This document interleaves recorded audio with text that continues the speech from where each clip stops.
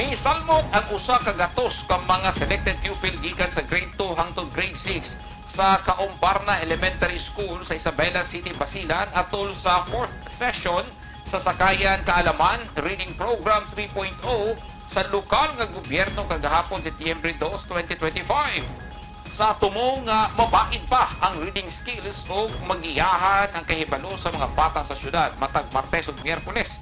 Ginahimo ang reading program. Usa ka oras ang gigahin alang sa lecture gikan sa mga partner offices ug 2 ka oras alang sa reading ug literacy activities.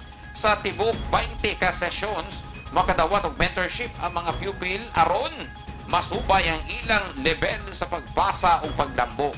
Mag-aplisab og oportunidad alang sa leadership program sa kabataan, values o pakiglambigit sa komunidad, mapalakdan ang ilang kahibalo ug mahulma sila aron mamahimong ligdong nga leader sa umaabot nga panahon. Dala sa Isabela Mobile Library ang mga reading materials ug teaching aid.